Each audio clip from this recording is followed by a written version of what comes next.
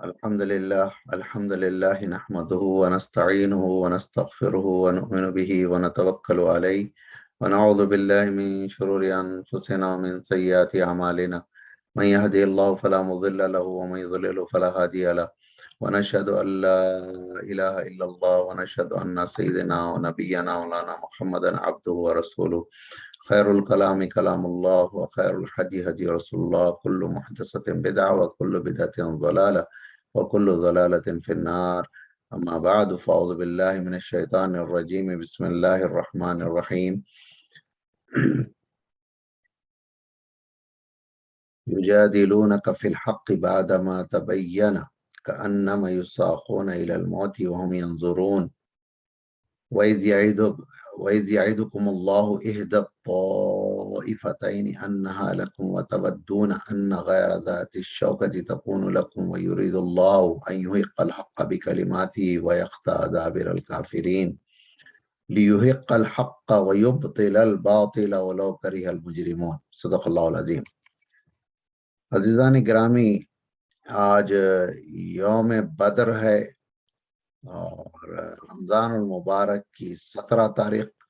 اور یہ 2021 عیسوی اور 1442 ہجری میں ہم واقع بدر کی یاد کو تازہ کرنے کی کوشش کر رہے ہیں، اور میں آپ تمام حضرات کی توجہ چاہتا ہوں. آج گرچہ ہم نے ایک آن لائن سیمینار رکھا تھا اس عنوان پر، لیکن پتہ نہیں لوگ مصروفیات ہے یا کیا وجہ ہے، ایک دو کے علاوہ کوئی حاضر نہیں ہوئے اور ہم کافی دیر بیٹھے رہے زوم کی لنک کو آن کر کے. جب لوگ نہیں آئے تو ہم نے آپس میں مشورہ کیا اور یہ فیصلہ کیا کہ چلو آج اسی عنوان پر اس ہفتے کا ہمارا جو ہفتے واری میسج آتا ہے اس کو ریکارڈ کر کے آپ حضرات کی خدمت میں پیش کر دیں. آج کوشش یہ کی جائے گی کہ جنگ بدر اور اس میں جو واقعات ہوئے ہیں اس کی یاد تازہ کی جائے اور اس سے اصل میسیج جو ہے وہ اس کو سمجھا جائے. اب آئیں جو میں آج آیا تلاوت کیا ہوں اس کی طرف ہم لوگ توجہ دیتے ہیں، اس کو سمجھنے کی کوشش کرتے ہیں. پہلی آیت جو میں نے آج تلاوت کی ہے اس میں اللہ رب العزت ارشاد فرما رہے ہیں وہ اس حق کے معاملے میں تجھ سے جھگڑ رہے تھے درہاں حالانکہ وہ صاف صاف نمایاں ہو چکا تھا. ان کا حال یہ تھا گویا وہ آنکھوں دیکھے موت کی طرف ہانکے جا رہے. تو جس وقت اللہ رب العزت نے حکم دیا کہ لشکر کی طرف کوچ کرو، قافلے کو چھوڑ دو، تو ایک گروہ کو مسلمانوں کے اندر یہ بات پسند نہ آئی کہ ایک ہلکا اور آسان سا کام جو کہ قافلے کو جا کر کے لوٹنا تھا، جس میں بمشکل 30-40 لوگ ہوں گے، ان کو مار کر مال وال لوٹ کے آ جاتے، اس کے بجائے ایک پورا لشکر آ رہا تھا جو 3-4 گنا مسلمانوں کی نفری سے ان کی تعداد زیادہ تھی، اور ان کا مقابلہ کرنا اور ایسا لگ رہا تھا گویا کہ وہ موت کے کنویں میں کود رہے ہیں. تو یہ کیفیت اللہ نے قرآن کے اندر بیان کی ہے. اور آگے اللہ سبحانہ وتعالی ارشاد فرما رہے ہیں کہ یاد کرو وہ موقع جب کہ اللہ تم سے وعدہ کر رہا تھا کہ دونوں گروہوں میں سے ایک تمہیں مل جائے گا. تم چاہتے تھے کہ کمزور گروہ تمہیں ملے، مگر اللہ کا ارادہ یہ تھا کہ اپنے ارشادات سے حق کو حق کر دکھائے اور کافروں کی جڑ کاٹ دے. آگے اللہ رب العزت فرما رہے ہیں اگلی آیت میں تاکہ حق حق ہو کر رہے اور باطل باطل ہو کر رہ جائے، خواہ مجرموں کو یہ کتنا ہی ناگوار ہو. دیکھیے میں نے آپ کے سامنے آیت نمبر 6، آیت نمبر 7، آیت نمبر 8 تلاوت کی، اس کا ترجمہ پیش کیا. امید کرتا ہوں کہ یہ سادے سے بالکل سیدھے سے الفاظ اور مکالمے آپ کو بھرپور سمجھ آ رہے ہوں گے اور آپ سمجھ رہے ہوں گے کہ وہ منظر اللہ کھینچ رہے ہیں جس وقت کے جنگ بدر ہونے جا رہی تھی، ایک طرف سے ابو سفیان نے جو تجارتی قافلہ ملک شام بھیجا اور وہ آ رہا تھا، اور جو ہے مسلمان چونکہ بیچ میں تھے، اور ان لوگوں کو یہ خطرہ محسوس ہوا کہ وہ جو مال اور سامان لے کر وہ ملک شام سے مکہ کی طرف آ رہے ہیں، مسلمان کہیں اس پر حملہ نہ کر دیں، تو اس کو بچانے کی خاطر ایک لشکر مکے سے نکلتا ہے، اور وہ اس نیت سے آگے بڑھتا ہے کہ اس قافلے کو بھی بچایا جائے جس میں مکے والوں کا مال و اسباب آ رہا ہے، اور مسلمانوں کی طاقت کو توڑا جائے۔ یہ کچھ واقعہ ہے،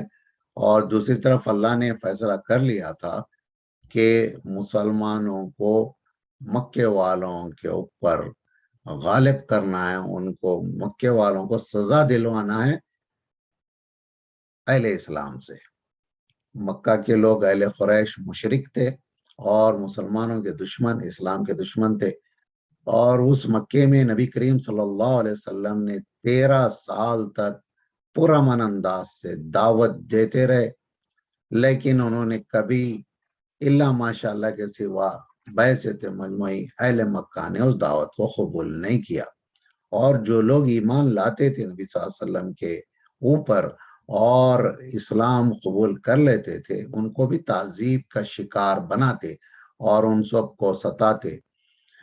نتیجہ یہ ہوا کہ اللہ کا حکم ہوا کہ اب ہجرت کر جاؤ، تو ہجرت کی مدینے کی طرف۔ جب مدینہ آ گئے تو اب ان لوگوں کو اور بے چینی ہوئی، مکے والوں کو۔ انہوں نے سوچا کہ اب تک تو یہ ہماری گرفت میں تھے، ہمارے سامنے تھے، اب ان کو ایک ریاست مل گئی ہے، ایک خود مختار علاقہ مل گیا ہے، اور وہ علاقہ ان کی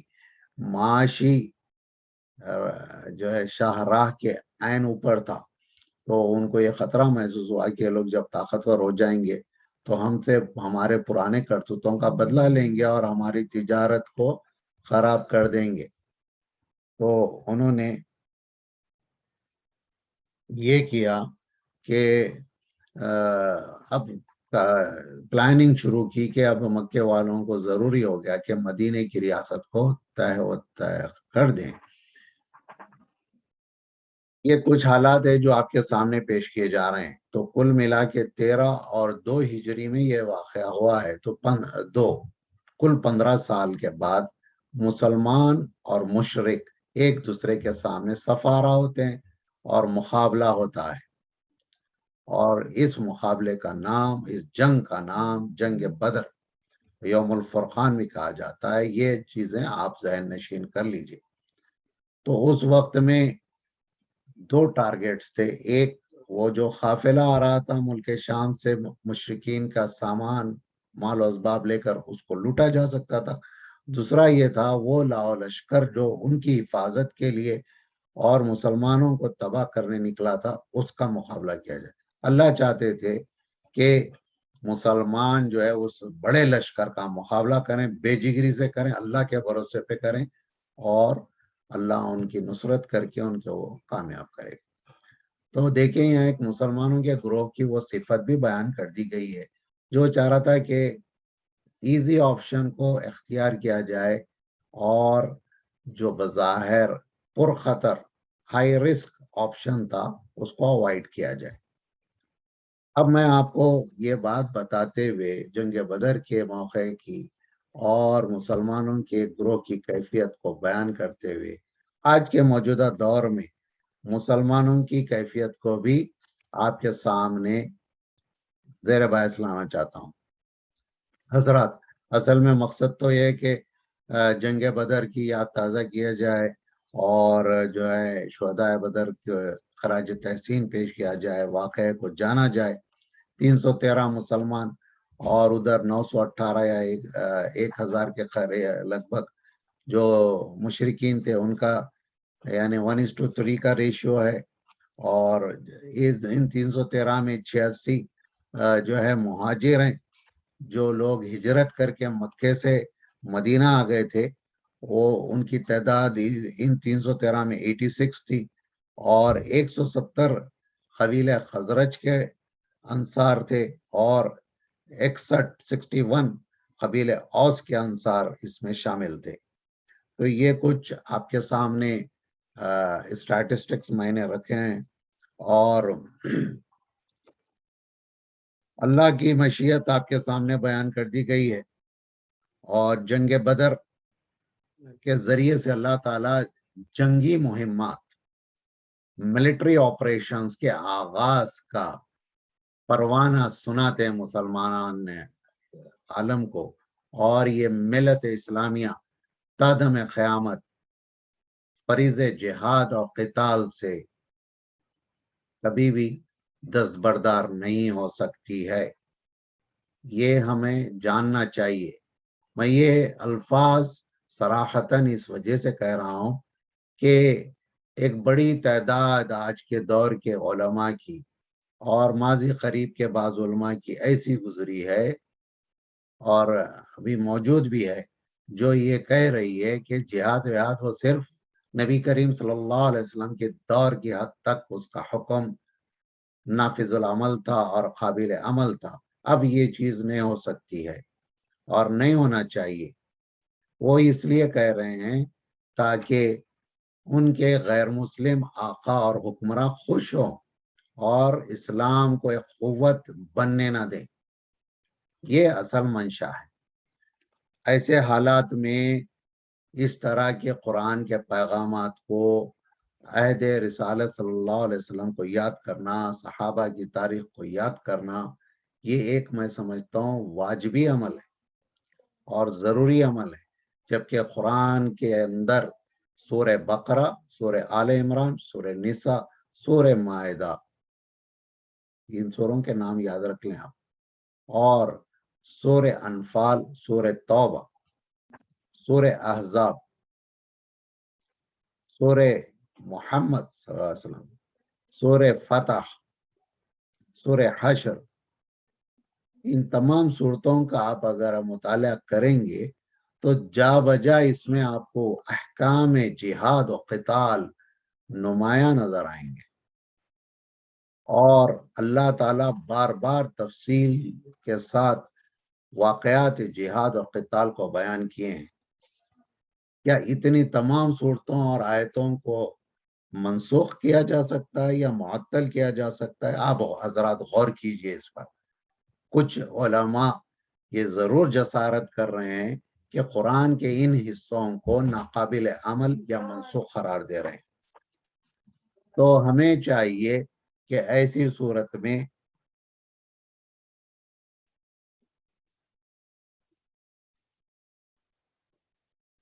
اس صورتحال میں ہمیں چاہیے کہ ہم قرآن کے ان حصوں کا بار بار مطالعہ کریں. مفسرین کی مختلف آراء ہیں، ان کو دیکھیں، سمجھیں، غور و فکر کریں، تدبر کریں، سیرت کو پڑھیں، احادیث کو پڑھیں، جانیں. یہ اگر ہم نہیں کریں گے تو ہم سے ایک بڑی کوتاہی ہوگی، اور اسی کوتاہی کے سبب اس امت مسلمہ پر، جو کہ خیر امت قرار دی گئی ہے، اللہ نے ذلت اور مسکنت اور رسوائی کو مسلط کر دیا، اور کفار اور مشرکین ان پر غالب آ گئے. یہود و نصارہ ان کو پیس کے رکھ دیے پورے عالم کے اندر. تو آج یوم بدر کے حوالے سے ان آیات کو پیش کرتے ہوئے میں آپ کی توجہ مبذول کرانا چاہ رہا ہوں کہ ہم ایک اہم فریضے سے دستبردار ہو کر بیٹھے ہیں، جس کی وجہ سے ہم بہت ہی غلیظ ترین زندگی اور ایک نہایت ہی غلامانہ اور محکومانہ زندگی گزار رہے ہیں. اللہ سبحانہ و تعالیٰ اسی سورہ میں آگے فرما رہے ہیں وَقَاتِلُوهُمْ حَتَّى لَا تَكُونَ فِتْنَةٌ وَيَكُونَ الدِّينُ كُلُّهُ لِلَّهِ. ان کافروں سے جنگ کرو یہاں تک کہ فتنہ باقی نہ رہے اور دین پورے کا پورا اللہ کے لیے ہو جائے. دیکھیں کتنا کھلا حکم ہے، جنگ کرنے کا اللہ حکم دے رہے ہیں، اور آج کے علماء اور مولوی یہ کہتے ہیں کہ جنگ نہ کرو. اسلام نام ہے امن کا، اسلام نام ہے صلح کا، اسلام نام ہے محکومی کا، اسلام نام ہے غلامی کا، اسلام نام ہے اللہ کے نافرمانوں، منکروں، گمراہوں کی اطاعت شاعری کا دیکھیے کتنا تضاد ہے۔ میں سامعین اکرام سے گزارش کرتا ہوں کہ خدا را اللہ کے کلام سے اپنے آپ کو جوڑ لیجئے، اس سے ہدایت طلب کیجئے، علماء اور مولویوں سے ہدایت مت طلب کیجئے۔ اکثر علماء اور مولوی اللہ معاف کرے چند پیسوں کے لیے، عہدوں کے لیے، مراد کے لیے، سہولتوں کے لیے اور عافیت کے لیے وہ غیر مسلموں سے، اللہ کے نافرمانوں سے اپنے ناطے رشتے جوڑے ہوئے ہیں اور ان کی سروس انجام دے رہے ہیں۔ تو میں تمام سامعین سے گزارش کرتا ہوں کہ قرآن کو سنیں، سمجھیں، غور و فکر و تدبر کریں، مضامین پر غور و فکر کریں اور آج کے دن یوم بدر کو یاد کریں اور اللہ کے اس وعدے کو یاد کریں کہ اللہ تعالیٰ چاہتے تھے کہ اسلام کو غالب کریں کفار پر اور حق کو حق اور باطل کو باطل قرار دیں، اور مجرموں کو چاہے یہ کتنا ہی ناگوار ہو، کبھی بھی مشرک اور کافر اور یہود و نصارہ جہاد اور قتال سے خوش نہیں ہو سکتے ہیں، اور اللہ کو یہی پسند ہے کہ ان کی جڑ کاٹ دے اور ان کو مٹائے اور حق کو غالب کرے۔ ایسی گفتگو کرنے والوں کو اکثر دہشت گرد قرار دیا جاتا، انتہا پسند قرار دیا جاتا، دقیانوسی قرار دیا جاتا، بنیاد پرست کہا جاتا۔ ان القابات سے بالکل آپ کو گھبرانے، شرمانے یا جو ہے کمزور محسوس کرنے کی ضرورت نہیں ہے۔ اللہ سب سے غالب اور قوت رکھنے والا ہے، وہ ہمارے ساتھ ہے، اور اس نے اس دن کو یوم الفرقان قرار دیا ہے، حق و باطل کے درمیان فرق کرنے والا دن قرار دیا ہے، اور حق یہ ہے کہ جہاد اور قتال تا دم قیامت جاری رہے گا، اور اس کو ختم کروانے کے لیے جو دشمنان اسلام نے غلام احمد قادیانی کو ایک جھوٹے نبی کے طور پہ ہندوستان میں انگریزوں کے دور میں پیدا کیا اور ہندوستان کے مسلمانوں کو کنفیوز کرنے کے لیے اس نے نبوت کا دعویٰ اس لیے کیا تاکہ ان آیات جہاد کو منسوخ کر سکے بحیثیت ایک نبی کے، حالانکہ نبی کریم صلی اللہ علیہ وسلم آخری نبی ہے، خاتم النبی کہہ دیا گیا، اس کے باوجود اس نے ہیلے، تعویلات اور بہانوں سے یہ سب ڈرامہ کیا تھا، اور اس کا مقصد تھا کہ مسلمانوں سے جذب جہاد کو ختم کروا دیا گیا۔ پھر دیکھا انگریزوں نے اور غیر مسلموں نے کہ مسلمانوں کی اکثریت نے اس کو اس بنا پہ ریجیکٹ کیا کہ نبی کریم صلی اللہ علیہ وسلم کی نبوت کے بعد کسی فرد کو اجازت نہیں ہے کہ نبوت اور رسالت کا دعویٰ کرے، اور اس کو مرتد اور کافر قرار دیا جاتا ہے۔ تو پھر انہوں نے ایسے سنی علماء کو منتخب کرنا شروع کیا جو بحیثیت مسلمان رہتے ہوئے ان کے اندر کنفیوژنز کریٹ کرے جہاد کے بارے میں۔ ابھی چند دن پہلے ایک نامور ہستی گزری جن کو پدما بھوشن کا ایوارڈ دیا گیا، وہ بہت خلاف تھے جہاد کے، اور انہوں نے جہاد کی مذمت یا اس کو ختم کرنے کے لیے دین میں بے تحاشا تحریفات کی۔ آپ سب بخوبی واقف ہوں گے، ایسے ہی آج کے بہت سارے امریکہ، کینیڈا، یورپ، آسٹریلیا ہر جگہ بیٹھے ہوئے ہیں، ہندوستان میں بیٹھے ہوئے ہیں اور پاکستان میں بیٹھے ہوئے ہیں، یہ لوگ سروس دے رہے ہیں دشمنان اسلام کی، اور حکم جہاد کو منسوخ کرانے میں اپنی ایڑی چوٹی کا زور لگا رہے ہیں۔ ان لوگوں سے چوکنا رہنا چاہیے، اور ہمیں چاہیے کہ اپنے آپ کو مضبوط کریں، ایک جماعت بنائیں، ایک سیسا پلائی ہوئی دیوار بنے، اور دعوت اور جہاد کے مضمون کو لے کر کنفیوز نہ ہو۔ دعوت اور جہاد اپنے اندر ایک انٹیگرل ریلیشن شپ رکھتے ہیں، جدا جدا نہیں ہے۔ تنہا دعوت کا کام کبھی اسلام کو غالب نہیں کر سکتا، دعوت کے ساتھ ہجرت اور جہاد لازم و ملزوم ہے۔ اس بارے میں اکثر لوگ کنفیوز ہیں، ایسا کبھی نہیں ہوا تاریخ میں کہ صرف دعوت دیتے دیتے جو ہے لوگ جو ہے سرنڈر کرتے چلے گئے، اکثر آپ کو لڑنا پڑا ہے۔ تاریخ میں بنی اسرائیل کے دور میں بھی جہاد ہوا ہے، اور اس امت کے دور میں بھی جہاد کئی دفعہ ہوا ہے، تو انکار جہاد ایک بہت بڑا گناہ ہے جو اس امت سے ہوا جا رہا ہے، دانستہ یا غیر دانستہ، جس کی وجہ سے یہ امت تباہ و برباد ہو رہی ہے۔ تو میں آخر میں یہ شعر آپ کے سامنے پڑھنا چاہتا ہوں جو کہ کافی مشہور ہے۔